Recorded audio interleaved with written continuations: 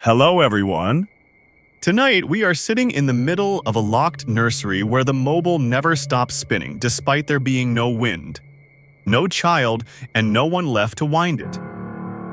The air smells faintly of honey and old copper.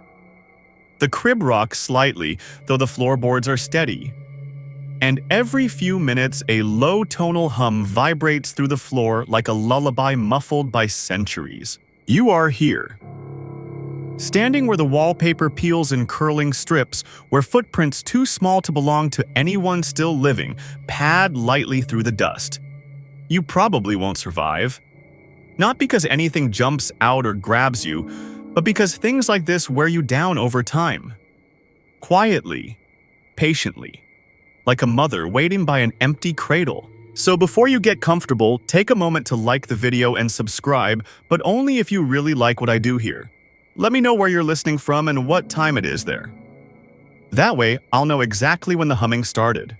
Now, turn off the lights, maybe turn on the fan for some soothing noise, and let's get started tonight. The door clicks shut behind you, but no one touched it. The sound is dry, as though it's happened many times before. You glance back only to see that the brass doorknob has tarnished slightly in the last 10 seconds, as if aged by your entrance. You tell yourself it's just the light, but the light, of course, doesn't respond. The crib stands in the center of the room, low to the ground, carved from a wood you can't name. Each spindle is notched with tiny, almost imperceptible teeth marks, too patient to be teething. The blanket inside the crib is handmade, stitched with little suns and fish, all slightly wrong. One fish has 4 eyes. One sun has a tail, and one stitch reads your name even though the thread has faded to bone gray. You kneel beside the crib trying to peer closer. The mobile overhead hums again, a low pulsing harmony that doesn't sound electrical, mechanical, or even particularly human. It's not a melody, it's more like a grammar, something old and deliberate. This is the first time you notice that the room doesn't echo. You test it lightly, tapping your knuckles against the floorboard. No bounce, just absorption, as if the sound is being taught something, memorized. There's a soft giggle from the corner. You look. It's just a porcelain doll half buried beneath a thin layer of silt. You hadn't seen it before. Its glass eyes are fogged but not cracked. Its mouth is slightly open and you swear you can smell milk on its breath. The nursery is part of an old hill home carved into limestone generations ago. Some archaeologists believe caves like these were first hollowed out for thermal insulation, but others suggest they were never meant to be entered after the first child passed. A stone nursery, after all, keeps memories better than wood. Or so the villagers once said. In 1953, a researcher named Anais Delcourt documented a hill child's lullaby carved into the stone of a similar cave. It used symbols, prehistoric ones, older than the region's known scripts, mapped in spirals around a central void.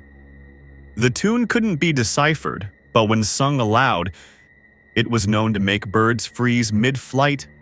It was never translated, just feared. Then the document vanished. Some researchers still argue whether the song was a ritual for protection or an auditory warning. Others believe it was never meant for human ears. A scholar once joked it was just a lullaby for stones. She wasn't wrong. 6 months later, a colleague found her sleepwalking toward a quarry. She hummed as she stepped off the edge. You lean on the changing table now and notice a drawer slightly ajar. Inside, dozens of tiny clay beads, each pressed with a different spiral. No two the same. Some warm to your touch, some cold. One hums softly when you hold it. The vibration travels down your wrist and lingers like the tale of a dream. There are names scratched into the wall beside the window. A list. Children's names. One has been circled and recircled until the chalk has cut through the stone Eloera. Below it, in a trembling adult hand, her first breath was not hers. You find yourself humming. Quietly, without meaning to. Not the tune from earlier. This one is different, higher, lighter, with strange jumps. It feels like a forgotten nursery rhyme, one you never learned but somehow knew. You stop. Silence. Then the porcelain doll in the corner releases one small breath, just enough to fog the glass. You decide not to move. It's just your imagination. That's what you tell yourself. After all, plenty of researchers claim haunted nurseries are merely echo chambers for grief. Places built to contain unbearable love. And love, when it curdles, sounds like humming. Simple science. Of course, none of them have ever stayed overnight. Something taps gently beneath the floorboards. Rhythmic, like fingers or roots. You place your palm against the plank and for a moment feel the unmistakable pulse of something alive. It slows when you pay attention. It resumes when you don't. This would be a good time to leave. But you know better. Stories like this don't let you go early, they want you comfortable, rocked. So when the moment comes, your heartbeat matches the cradle's sway. You look up. The mobile has stopped spinning. The hum has changed pitch, and somewhere beneath your feet, a language you never learned begins its first lesson with you as the cradle. The next evening you return to the nursery. Not by choice exactly, but the dream wouldn't let go. You woke up humming, mouth dry, tongue moving, like it had remembered something ancient.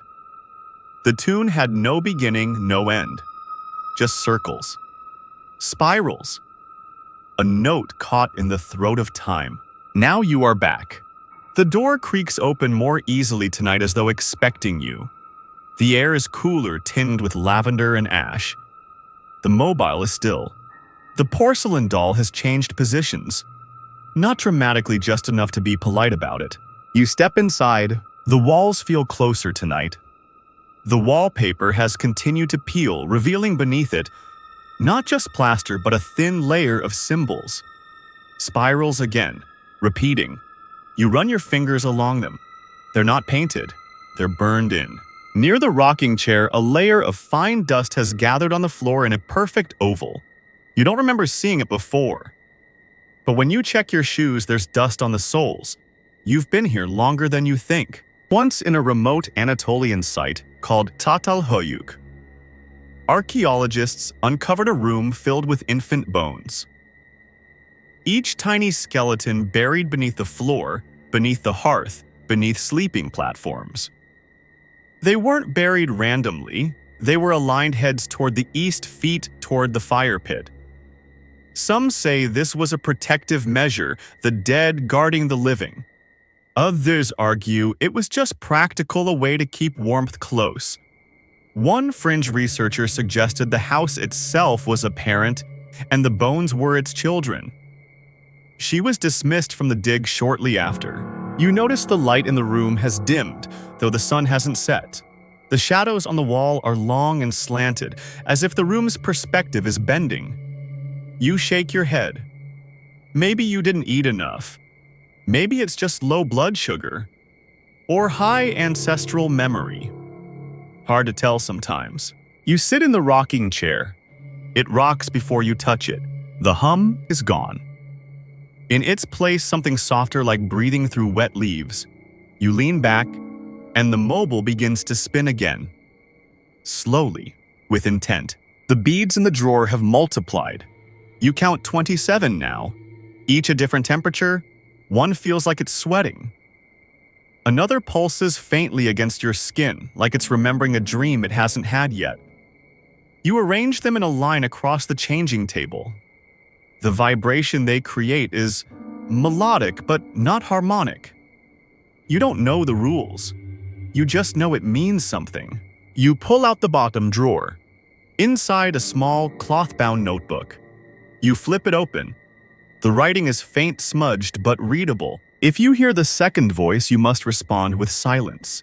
If you hum back, you've agreed to something. The nursery teaches agreement. It teaches repetition. It teaches obedience. Never mimic the lullaby. Never say the child's name out loud. You flip the page. I said her name. She came back wrong. The third page is blank, but you can feel indentations as if someone pressed the pen too hard. You rub a pencil gently across it. A name appears, but it's not one you recognize, not even as a word. just a shape made of letters that don't sit well together. Your eyes blur. You close the notebook. It begins to rain outside, but not in a normal way. The drops hit the window in triplets, perfect even triplets, like a mother tapping her fingers, like a teacher marking time. You laugh once, a short, dry breath, it helps, a little. "I'm fine," you say aloud. The mobile stops spinning. There's a small door behind the rocking chair. Half your height? You hadn't seen it last time. It's flush with the wall painted the same strange shade of off-white as the rest of the nursery. You open it. Inside a tunnel. Not earthen, not stone. Something older, fused like melted bone and shell. You feel wind from it, not air wind. Meaning, direction, invitation. You do not go in. But you kneel before it, just to listen. The tunnel hums, but it's not the lullaby. It's a voice speaking through lullaby. A structure behind the song, a skeleton beneath the words. And in that vibration, you feel something approach not with footsteps, but with grammar, with cadence, with patient correction. Somewhere behind you, the doll is breathing again. There's an old tale from the Welsh borderlands about a childless midwife who sang lullabies into clay jars. She kept them sealed for years. When she died, villagers opened one and heard a baby's cry echo from inside. The other jars were buried without being opened. Some say they still shift underground, changing positions to face the moon. You close the tunnel door. The light flickers. Your phone is dead. The dust in the oval pattern has spread now, ringed with faint tracks. Not claw marks, just fingers. Crawling, pulling toward the crib. You blink. Gone. But the floor feels warmer. You start humming again. Not because you want to, because it feels expected. Your voice moves automatically like a student in a lesson long internalized. You stop. The mobile jerks once, and from beneath the floorboards, something answers you. Not in a language, in tone, in parental patience. The hum returns, higher now, expectant, a question. Somewhere in this room is a lullaby waiting for its child. And somewhere in you, a child waiting to be taught how to sing. By the third night, the air around the nursery recognizes you, not as a guest, as a returning child. You hesitate at the door hand hovering over the knob. The wood smells different tonight, older somehow, like buried feathers, or the husk of a wasp's nest. There's a faint warmth in the air, as if the room had been sleeping and only just roused itself to greet you. You wonder idly how long it's been since the crib held anything warm. You enter. Nothing moves, but everything listens. The dust is finer now, like sifted flour. Each footprint you leave disappears within seconds, swept silently back into its spiral pattern. You scan the walls. More symbols have emerged beneath the peeling wallpaper. These are no longer just spirals. They're variations. Branching marks. Little teeth shapes. A symbol that looks like a child's eye with too many lashes. And in one corner, a scribble so intense the stone underneath has warped a shape that suggests a child trying to draw a door from memory. You notice the rocking chair is already in motion. There's a joke here somewhere, you think. Something about polite hauntings, ghosts with good manners. Maybe they offer you tea, maybe they tuck you in. Maybe they rearrange your bones into alphabetical order so your descendants can find you faster. You don't laugh this time. On the floor beneath the mobile, a new object has appeared. A fossil. Half buried in dust, the unmistakable impression of a trilobite, perfectly preserved as though it crawled across the nursery just yesterday, which is odd, since trilobites went extinct about 250 million years ago. You kneel to examine it. There's no stone matrix, no sediment, just the imprint in the floorboards pressed deep as if the creature had passed through time, not rock. You remember reading once that trilobites had compound eyes, thousands of lenses in each. Some species had eyes that could see nearly 360 degrees, watching predators and prey all at once. A scholar once joked they were the anxious children of the sea. Another claimed their vision evolved not for hunting, but to witness light itself, to remember how it moved. You sit on the floor, your back against the crib, and hum. Not the lullaby, something else. A test. This time the mobile doesn't spin. Instead, the beads in the changing table begin to shake one by one, then all together. A rhythmic tremble like a baby trying to clap before it knows how. You watch them roll slightly, each humming at a different pitch. They're building something, a tone, or a question, or a shape. You close your eyes. The sound forms a pulse. 4 notes, 1 missing, then again, 4, 1 missing. You open your eyes. The doll has moved again. Now it's perched on the windowsill, face turned inward. Watching, or listening. You speak, you don't mean to. The words arrive without you, like a language reaching back through you for its origin. I don't know the last note. The hum stops. Then from under the crib, a hand, small, delicate, not pale, but dusty, extends toward the fossil. It doesn't grasp it, just touches the shape. The trilobite impression glows faintly like breath hitting cold glass, then fades. The hand retracts. You don't move, you don't breathe. Some researchers argue that ghost stories often center around children, not because they're innocent, but because they're unformed, more echo than shape. Easier to imprint, easier to rewrite, easier to return. There's a compartment in the floor. You don't remember it being there. A square panel, flush but visible now in the flickering lamplight. You pry it open. Inside, a swaddling cloth. Ancient, linen so fragile it flakes at the edge. Beneath it, a rattle made from bone and shell, and deeper still, a mirror. You lift the mirror slowly. It's heavy. The glass is scratched and dark, more metal than reflection. You raise it to your face and see nothing. Not nothing like black, not nothing like blur, but nothing like something else is being reflected. Something standing where you are not. You lower it. Your hands are shaking. From the changing table, the beads rearrange themselves without sound. When they stop, they formed a spiral, a perfect one, tighter than before. At the center is a single new bead, redder than the others and pulsing faintly like a heartbeat in reverse. You don't touch it. Instead, you say a name. Not yours. Not the one from the notebook. A different name. One that you've never heard but feel compelled to test. It feels like offering a key to a door you don't remember locking. Nothing happens, and then the hum begins again. This time higher. Not expectant, but satisfied. The mobile spins clockwise. The rocking chair rocks backward. The window fogs. And from somewhere deep in the wall, you hear the softest sound, a cradle creaking, and a second voice humming along. You press your palm to the fossil again. Warm now, not alive, but remembering something alive. You whisper, "I'm not ready." The humming pauses. Then, with polite finality, it continues. There's a story from the Balkans about a song that teaches the dead how to sleep. They say it must be sung in a language no one alive speaks anymore. Not because the dead demand it, but because it's the only way they'll understand that they're not supposed to wake up yet.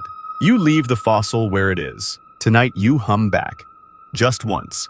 Just to see if the room listens. And somewhere beneath your feet, something smiles. Tonight the door is already open. You don't remember unlocking it. The hinges don't creak. There's no resistance, just the hush of fabric brushing stone, as if the nursery itself has drawn breath in preparation. You step in and realize something has changed. The walls have widened slightly. The corners have receded. You are not sure if the room has grown larger or if your presence has been scaled down. Either way, the air smells of sleep. Dust, warm milk, crushed violets, the kind of scent memory tries to protect, the kind it hides in lullabies, hoping you'll hum your way back. The cradle is empty, but only visually. Emotionally, it holds too much. You feel it immediately, like the afterimage of a held child. The weight lingers in your arms. You cradle absence. You sway without trying. There's laughter in the walls tonight. Soft echo, thin, too distant to be located but too close to ignore. It isn't cheerful, it's practiced. Like someone remembering how laughter is supposed to sound, you almost smile. Almost. You find a new note folded beneath the doll's ceramic hand. Written in the same trembling script as before, the song teaches you how to forget. That's its only purpose. I'm writing things down now so I don't learn to unknow them. There's another door. It won't appear until you've sung correctly 3 times. I've only sung twice, I think. Hard to tell. You flip the paper over. On the back, the faint impression of a spiral. It wasn't drawn. It was pressed in like a fingerprint or a tiny wheel dragging over parchment. You stare at it. You hum instinctively. The room does not respond. You try again, this time repeating the same tone you used last night. The one the room liked. The mobile spins. The window fogs. The doll's glass eyes roll slightly toward you. That's one. On the changing table, the red bead pulses. The others have stopped moving, forming a wider spiral that now reaches the edge of the crib. You step carefully over it. You feel silly, like stepping over a drawn chalk circle, but part of you understands this pattern is a boundary. The kind that doesn't trap you in, but traps something else out. Or used to. Some researchers say the spiral is one of the oldest symbols in human history, appearing in Neolithic cave art, ancient pottery, even burial stones. They argue it represents continuity, rebirth, the cycle of seasons.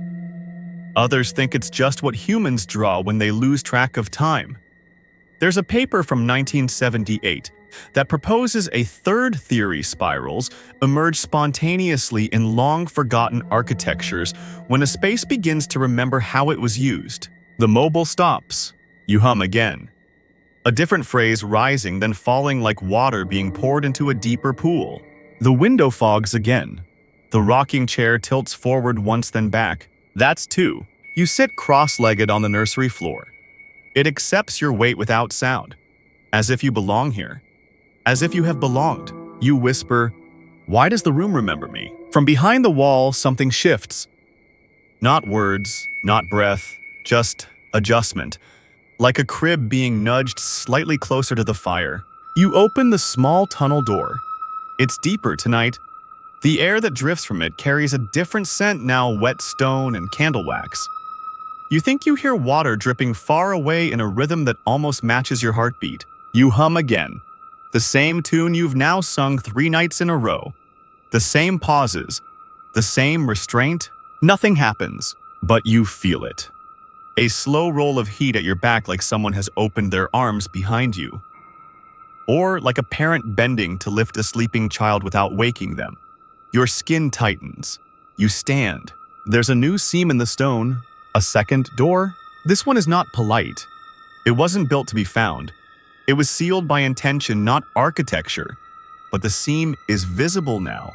You touch it and your fingers tingle, not pain, but pressure. A warning, a whisper of too soon. You say, "I'm not ready," and for the first time, the room replies with hesitation. Not refusal, just pause. The second voice from the tunnel begins to hum again. This time the melody is richer. It has learned from you. It has corrected your pauses. It sings with a kind of ancient patience, as if it has rocked 1,000 children to sleep and forgotten which one you are. You hum in harmony, only for a breath. That's 3. And the seam in the wall dissolves. Behind it, a void, but not dark. Pale soft, the color of powdered bone and snow. Inside the void, dozens of cradles, all empty, all rocking slightly. You don't step in, but you lean close enough to see each cradle holds a name, written on linen stitched into the fabric like quiet labels. One of them is yours. It shouldn't be, but it is. And below it, the spiral. Perfect. Finished. A scholar once theorized that ancient burial chambers were designed not to house the dead, but to remind the living what waiting feels like. To teach patience, not fear. A lullaby made from architecture, a song made solid. You whisper your own name aloud just once. The void whispers it back, but slightly wrong. And that is how you learn what the 4th hum sounds like. The nursery is no longer where you left it. When you return, the hallway outside has narrowed. The steps creak in a different key. And the air no longer carries dust, it carries memory, thick and humming, like the breath of a house that has grown teeth behind its wallpaper. You pause at the threshold. The mobile spins before you enter. The beads are already arranged. The doll, now headless, sits facing the second door. The porcelain head is in the crib, smiling. Tonight the room isn't waiting. It's remembering. The crib's linen has changed again, stitched this time with tiny birds all flying in spirals. Some have too many wings. Some none at all. One has your face. You blink. It does not. You walk to the spiral in the floor. The red bead is gone. In its place, a stone still warm carved in the shape of a curled body. Infant-like. You pick it up. It pulses. Once, just once. Like a heartbeat under a shallow grave. The tunnel door is gone. So is the rocking chair. The notebook is gone too, but you already remember what it said. The note that warned, don't say her name. The page with the unknown word. The mirror that showed you the absence of self. Now the mirror hangs on the wall, and this time it reflects only you. But not you as you are now. A younger version almost, but not quite. A child you almost were. Mouth open in mid-song, eyes closed. The mirror hums when you lean near. And from the glass your reflection whispers. The fifth hum is not a sound. It's a choice. You have to decide lullaby or language. One puts them to sleep, the other teaches them to speak. You take a step back. The reflection doesn't. The second door is still open. The pale chamber beyond it flickers softly like a candle inside a lung. You don't cross the threshold, but you kneel beside it. The cradles inside are still empty, but the names stitched into their linens are shifting now, rearranging slowly, letter by letter, rewriting themselves as though waiting for a better version. One that fits. Yours flickers too. It blinks out and returns slightly different. Just a vowel or two misplaced, but enough. Some scholars once debated the function of prehistoric memory stones, small carved objects buried beside infants in Neolithic graves. Some said they were toys. Others said they were markers meant to carry identity forward to the next life. One fringe theory claimed they weren't for the child at all, but for the mother, so she'd remember how the child had sounded in sleep. You understand now. This nursery is not about comfort. It's about recording. It remembers how you sang, how you breathed, how you walked in, how you looked the first time you forgot your name. The mobile spins faster. The mirror's hum deepens. The reflection opens its mouth wide, and for a moment, it looks like it will scream, but no sound emerges, just silence. Perfect spiraled silence. You feel it now, the fifth hum. Not in your ears, but beneath your ribs. A soft, curling question, do you want to be remembered? You don't answer, you hum. And this time the lullaby is your own. The spiral glows beneath you. The doll, now faceless, tips backward and shatters with grace. The walls ripple faintly as if exhaling. The pale chamber dims. The names stop changing. You finished the song, but you are not the same. You leave the cradle behind. The fossil remains in the floor. The beads stop pulsing. The mirror goes dark. As you step backward through the nursery door, the light returns. Normal, soft, domestic. Outside the hallway is just a hallway. The stairs creak in the usual way. Your phone hums quietly with messages. The sun is rising. You are no longer humming, but you still remember the tune. And deep beneath the floorboards of the house that never had children, something quietly rocks. Not waiting, just remembering. Outside the house, the trees have begun to bend in rhythm, though there's no wind. Far below the nursery, a fossil hums with quiet breath, replaying a cradle's sway across eons. You walk home with your shadow slightly behind, slightly ahead. The song won't leave you, but it no longer teaches. Now it only records.